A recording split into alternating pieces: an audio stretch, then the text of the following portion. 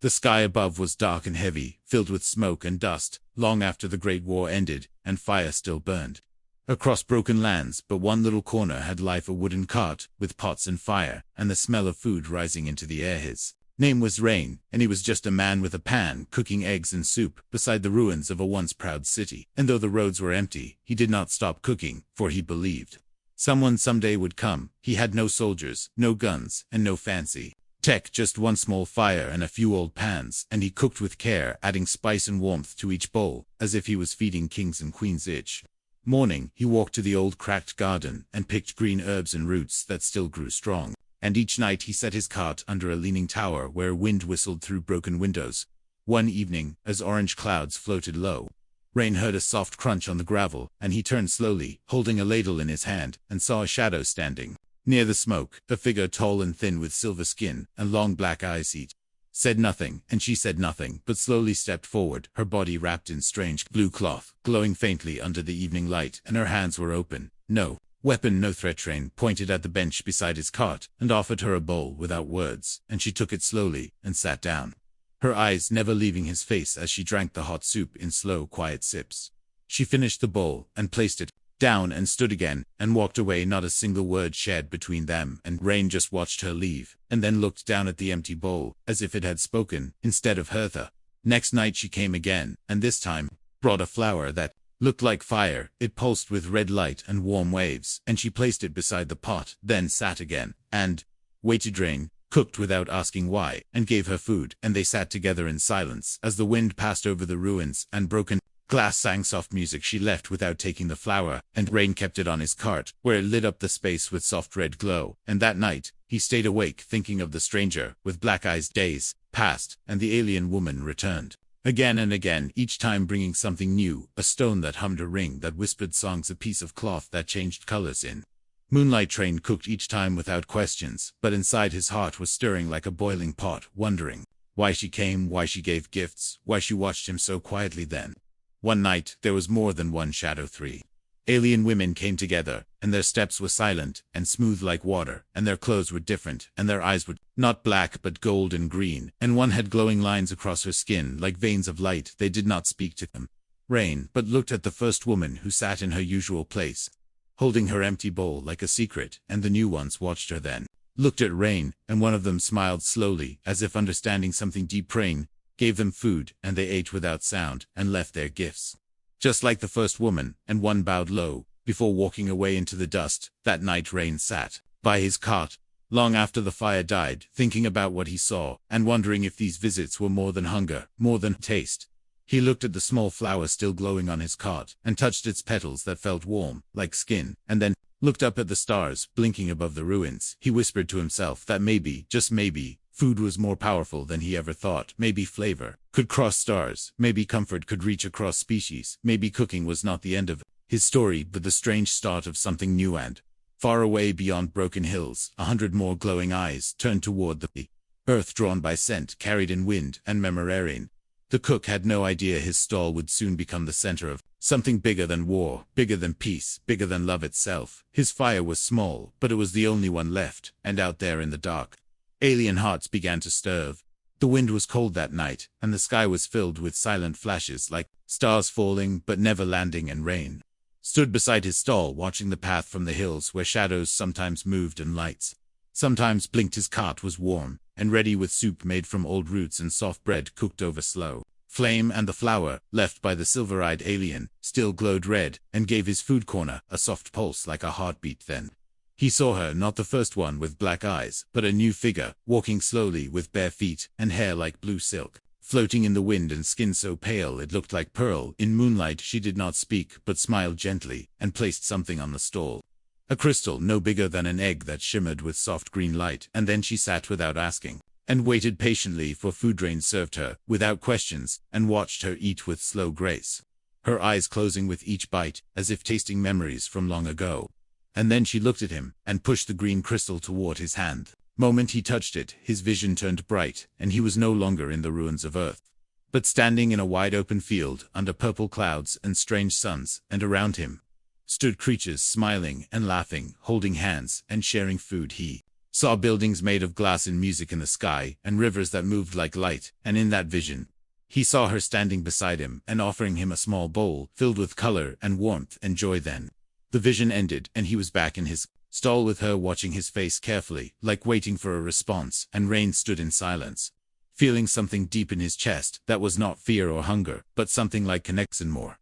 Aliens began to appear slowly, one by one, each stranger. Then the last, some with wings, some with eyes that blinked sideways, some with voices like bells, and they all came to eat, and all brought gifts. Small and strange one brought a stone that floated in the air, and sang when touched, another left behind a cube that made soft winds even when closed, and one alien left behind a small lizard that curled beside Rain and refused to live. Rain never asked for anything, but his food never ran out, and his fire never died, and every night the path from the hills glowed with the steps of those who had traveled far, just to taste what he made with simple hands. One night a loud thump came from the side of the stall, and Rain stepped out to find two aliens locked in a fight, claws clashing, sparks flying, voices shouting in a language he could not understand. The blue-haired one stepped between them, and placed her hand on their chests, and they stopped, breathing heavy, and looking at Rain with mixed anger and sorrow, and then walked away without more sound. She turned to Rain and spoke for the first time, her voice soft like rain and slow like sleep, and she said, "They fight because they forget what hunger truly is. They forget food is not a weapon, and you remind them of something they love." Wanted to ask what she meant, but she placed her hand on his, and closed his fingers over another crystal, this one blue and cold.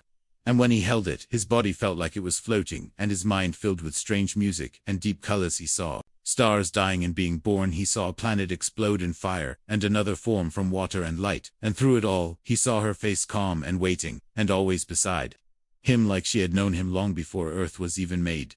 The vision ended, and she was gone, and only the cold crystal remained, and Rain felt different, like a door had opened inside him, and something old had walked in that night. No one else came, but Rain sat beside the fire, and watched the gifts they had left: the singing stone, the wind, cube, the glowing flower, and the sleeping lizard, and he whispered to the dark that he was no longer alone. Above him in the sky, a ship passed silently, leaving a trail of blue light, and in that ship, the blue-haired alien sat alone, watching Earth grow smaller behind her, and holding a small bowl he had given her in both hands, like it was something wholly far away. Others were listening, others were watching, and others were hungry, not just for food, but for the one who cooked it, with soul and fire and memory.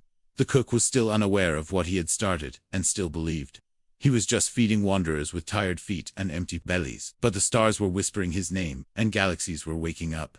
Because in a world full of broken tech and burned lands, something simple like taste, something pure like warmth, was becoming rare and powerful and priceless, and those who knew its value were already making plans. It started with a loud scream, not from fear but from rage, and when Rain turned his head, he saw two alien women locked in a fierce struggle right in front of his food stall, their long arms swinging, their sharp nails slicing the air, their voices rising like sirens in the dark. The blue-haired one who once gave him the memory crystal was trying to pull them apart, but they did not stop. Their legs kicked over his bench, his pot shook, and the soup inside spilled over the fire, sending steam into the air, and stood frozen, holding a spoon in one hand and a half-filled bowl in the other, unsure what to do, as the stars blinked quietly above him, and more aliens gathered to watch. One of the fighting aliens had golden armor that shimmered even under the dim, broken moon. Her skin was pale and her eyes were like burning ice. The other was shorter, with dark blue scales across her arms and strange smoke drifting from her lips. They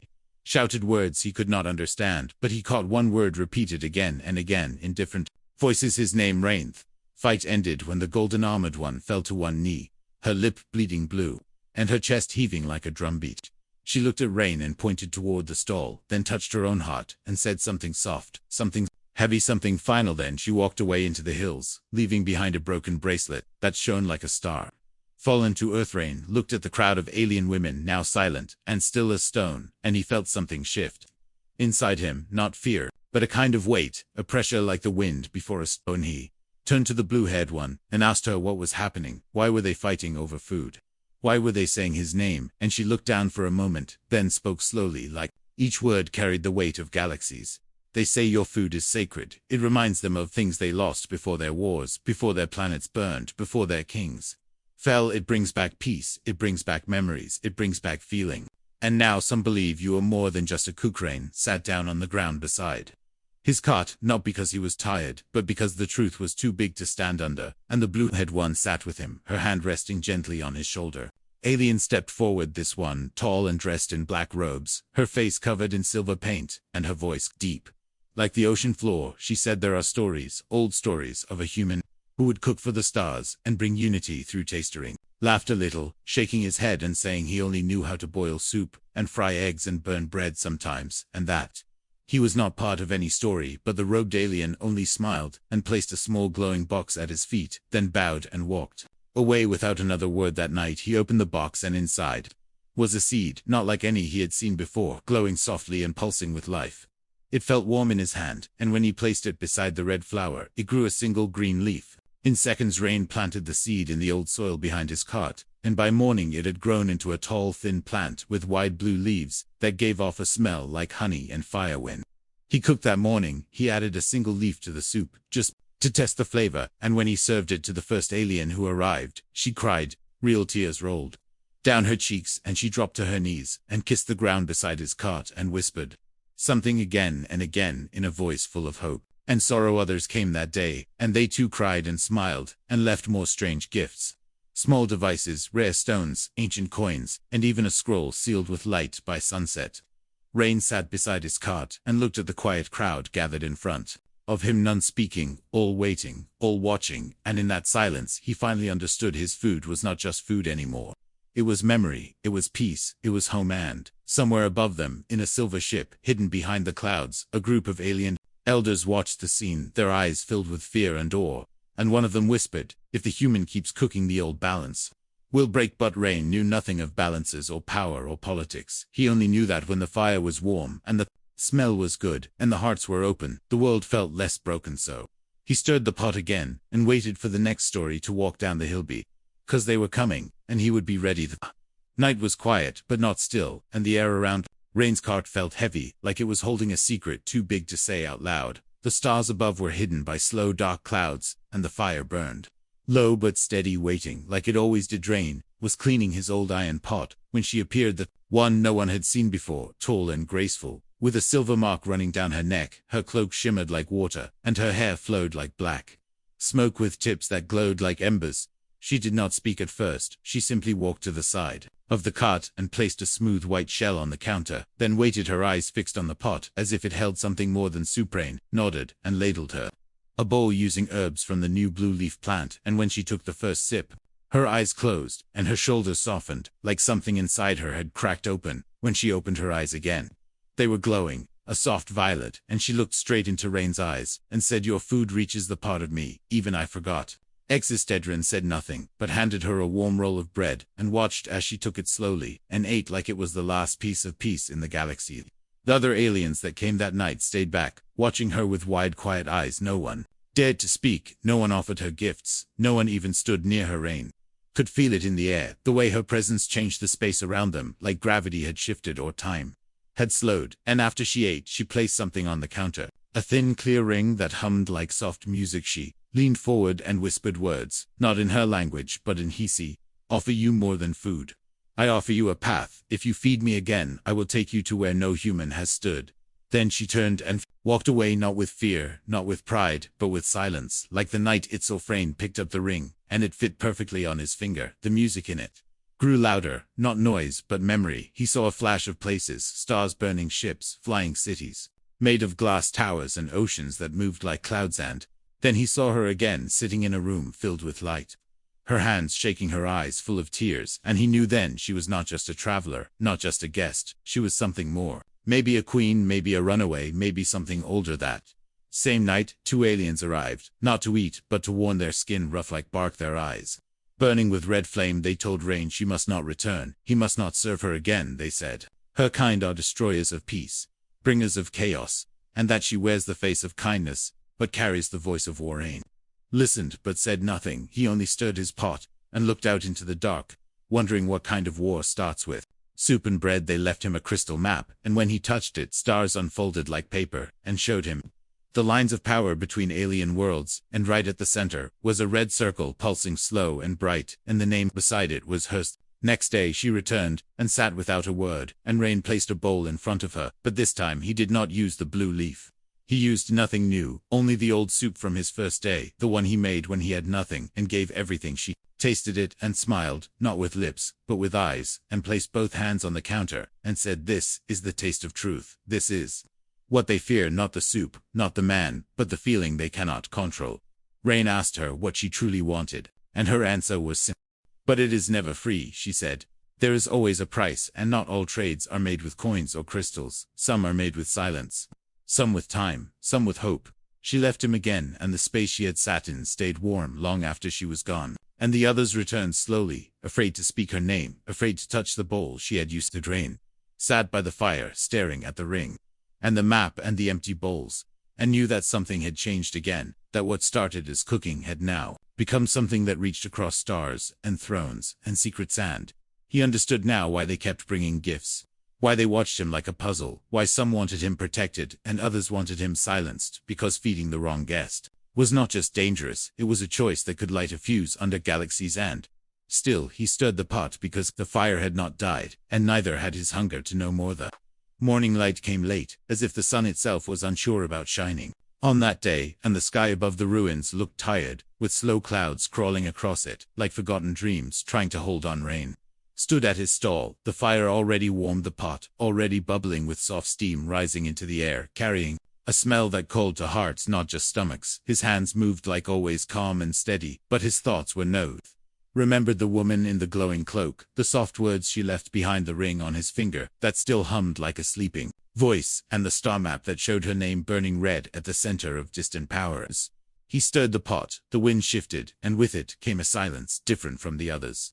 Not empty, but expectant, and when he looked up he saw her again, but this time she wore no cloak, no shimmer, no masks. She wore simple clothes, brown and soft, and her hair was tied back, and her feet were dusty, like she had walked far, and yet her posture, her gaze, her presence, told another story. She smiled and sat without asking, and Rain served her quietly this time, adding a pinch of crushed yellow leaf from a plant she had never seen before. She took the first sip and closed her eyes, and for a moment nothing moved, and then she whispered in a voice almost too low to hear, "This is the taste of home." Rain asked her gently where home was, and she answered with one word: lost. Others came while she ate, but when they saw her, they stopped. They bowed, not deeply, but just enough to say they knew, and they kept their distance, their eyes filled with something between fear and respect. One alien dropped her bowl without touching the food and walked away, backwards, never turning her back on the woman in brown. And Rain watched all this in silence, the pieces falling into place slowly but clearly after the last visitor left, and only the wind remained. She spoke again,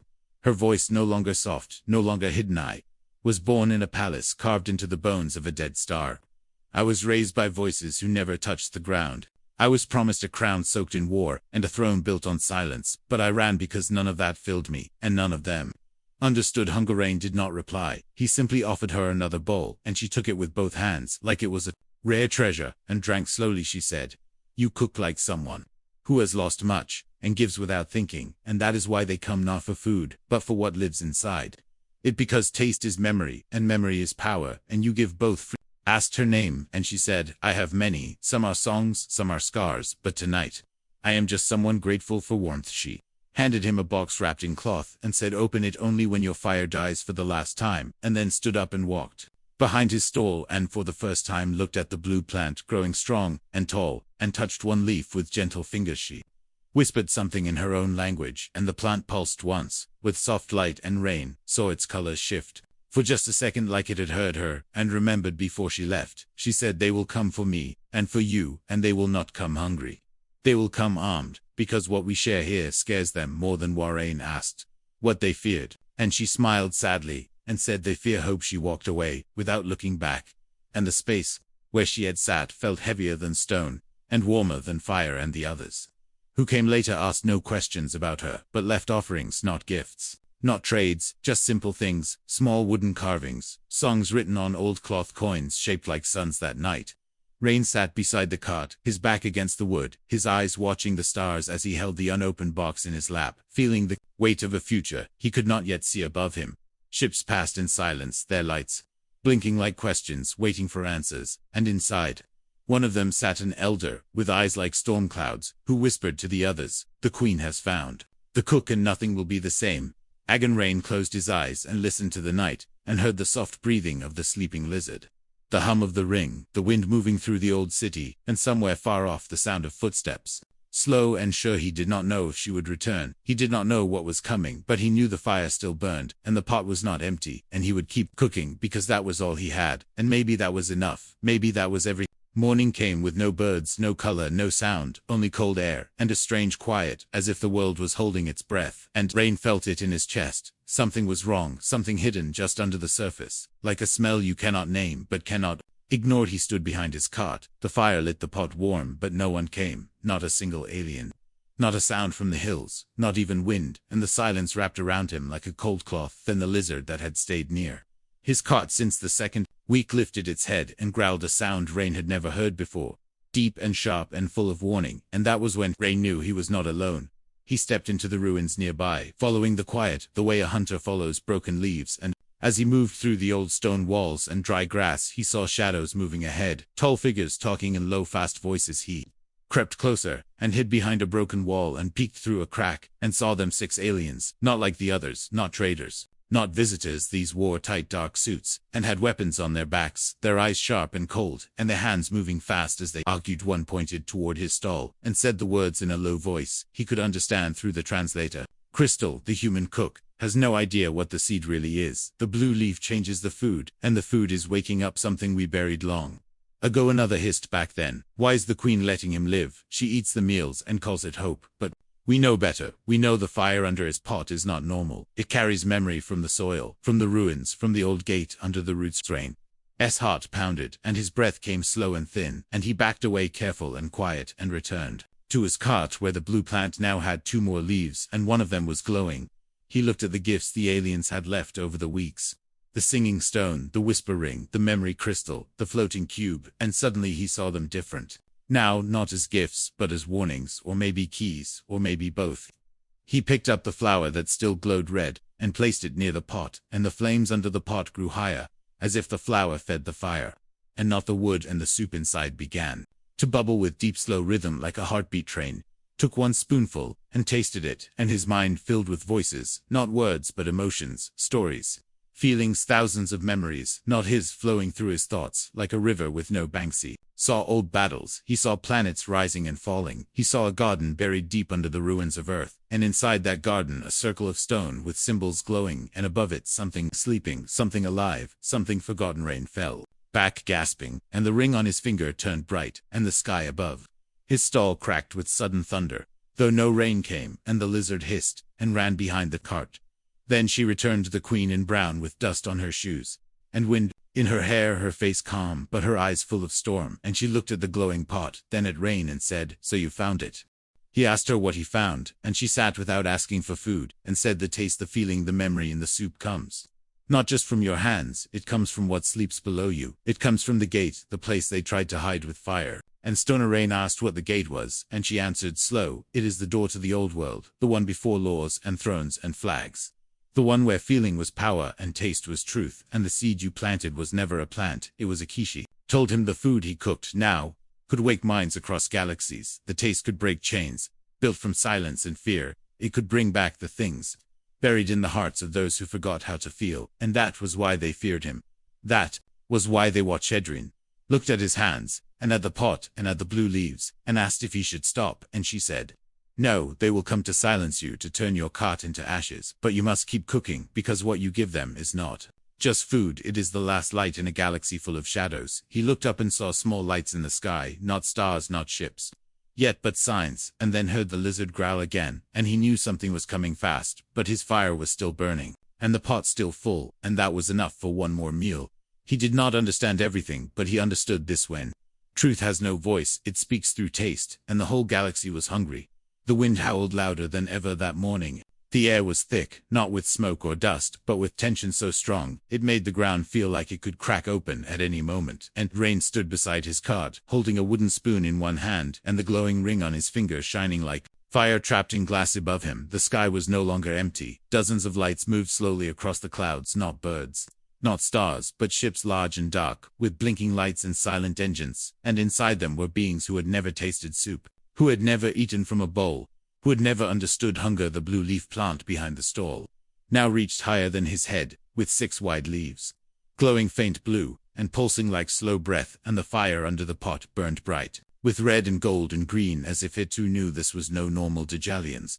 Began to arrive, not in small numbers, but in waves, walking fast, flying, low-riding strange machines from every direction they came, and each one stopped in silence, watching rain as if waiting for something they did not have words for. Then a voice echoed across the ruins, a voice deep and sharp and cold like steel in winter, and from the largest ship above came a figure lowered on a shining platform, wrapped in dark robes with a crown of metal and light. This figure spoke without sound, the words entering every mind, not through ears but through thought, and the voice said, "The time has come, the human must choose, open the gate, or be removed." Adrain looked around and saw fear in the eyes of some, and fire in the eyes of others, and in the middle of them all stood the queen in brown, her face calm, but her eyes glowing with purple light, like stars pulled into one. She stepped forward and placed her hand on Rain's chest right above his heart and whispered, "This is not just about food, this is not just about memory, this is about what we forgot and what you helped us remember then." She turned and faced the ships and raised her voice and said, "Let him cook one last time, and if you still want war after that, then let it begin." There was silence, then the dark figure nodded once and stepped back, and Rain turned to his pot, his hands shaking, his breath short, his heart loud like thunder. In a cage he reached into the box she had given him, the one wrapped in cloth, the one he was told to open only when the fire burned for the last time, and inside was a single clear stone, smooth and light. And when he dropped it into the soup, the color changed, the pot turned gold, the smell shifted, the fire danced, and the wind stopped. He poured one bowl and placed it in front of the queen. She ate in silence, and when she finished, her eyes were wet and her shoulders shook, and she whispered one word, "Peace." Then he poured another bowl and offered it to the dark-robed figure from the sky, who hesitated, then took it slowly and tasted it, and closed his eyes for a long time before whispering another word. Homden Rain poured bowls for the others, one by one. No one spoke, and no one moved fast, and no one fought, and when the last bowl was served he looked around and saw not warriors, not rulers, not strangers, but souls, remembering what they had lost, and what they still carried, and why they had come. Not for power, not for war, but for something they thought was gone forever, the ground beneath. The cart shook once, and the air turned warm, and the soil behind him cracked open, revealing the gate round, and ancient and glowing with symbols older than language. Arain walked to it with the queen and the dark figure behind him, and placed one hand on the stone. The ring glowing, the soup still steaming, and the gate opened with a soft sound like a song sung far away. Light poured out, not bright, not blinding, but soft and warm, and it touched every being there, and in that light they saw not war, not death, not fear, but the taste of peace, the memory of kindness, the warmth of one bowl shared without price. Arain looked at the stars above, and then at the fire, and then at the empty bowls, and knew the choice had been made, not by force, not by threats, but by favor.